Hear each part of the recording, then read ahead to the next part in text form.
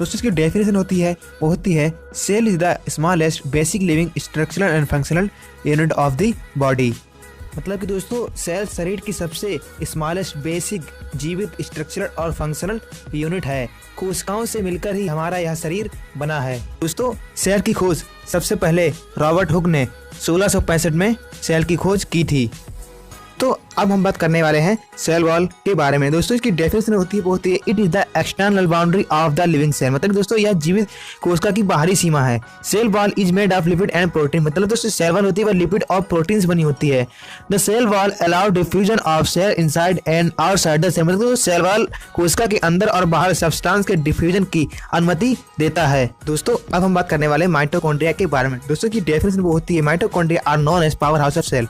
मतलब कि माइटोकॉन्ड्रिया जो होती है वो पावर हाउस सेल के रूप में जानी जाती है। सेल को जीवित रहने और कार्य करने की ऊर्जा माइटोकॉन्ड्रिया से ही मिलती है। माइटोकॉन्ड्रिया की खोज सबसे पहले अल्टमैन ने 1886 में की थी। दोस्तों अब हम बात करने वाले हैं न्यूक्लियस के बारे में। दोस्तों इसकी डेफिनेशन होती है it is the largest structure present almost in the centre of a cell. मतलब कि दोस्तों यहाँ सेल का लार्जेस्ट स्ट्रक्चर होता है। यह न्यूक्लियस सेल के बीच में पाया जाता है।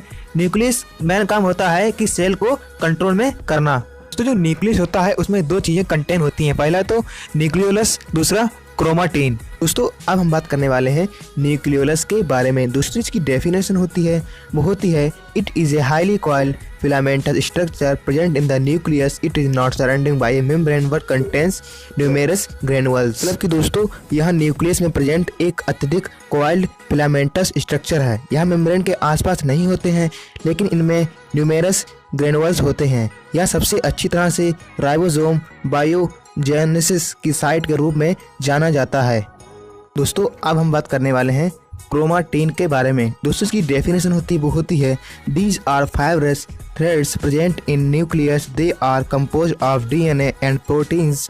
The chromatin threads carry genetic information. मतलब कि दोस्तों यह न्यूक्लियस में मौजूद फाइब्रस थ्रेड्स है। यह डीएनए और प्रोटीन से बने होते हैं। क्रोमाटिन जो धागे होते हैं वो जेनेटिक इन्फॉर्मेशन लेते हैं। दोस्तों अब हम बात करने वाले हैं साइटोप्लाज्म के बारे में। इसकी डेफिनेशन वो होती है it is the region lying between the cell membrane and nucleus. मतलब दोस्तों यह सेल मेम्ब्रेन और न्यूक्लियस के बीच में स्थित क्षेत्र में पाया जाता है।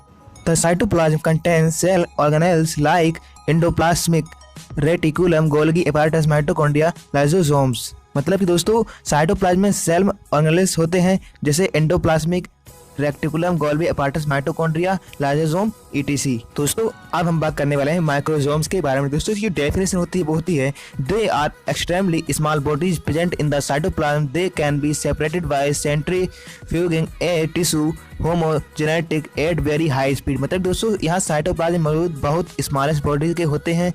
इन्हें बहुत हाई स्पीड पर टिश्यू होमोजेनेट को सेंट्रीफ्यूगिंग करके सेपरेट किया जा सकता है। माइक्रोसोम में राइबोसोम और ग्रेनुलर मैट्रिक्स कंटेन होता है। दोस्तों अब हम बात करने वाले हैं गोल्गी एपारेटस के बारे में। इसकी डेफिनेशन होती है it is a curve shaped structure and contain vesicles. It is saturated between the nucleus and the apex of the cell. मतलब दोस्तों यह एक कप के आकार का स्ट्रक्चर है और इसमें वेसिकल्स शामिल है। यह न्यूक्लियस और सेल के एपेक्स के बीच में स्थित है। Golgi complex found in plant and animal. दोस्तों जो गोल्गी कॉम्प्लेक्स होता है प्लांट और एनिमल में पाया जाता है एंड इसका काम होता है कि प्रोटीन को प्लाज्मा मेम्ब्रेन में ट्रांसपोर्ट करना।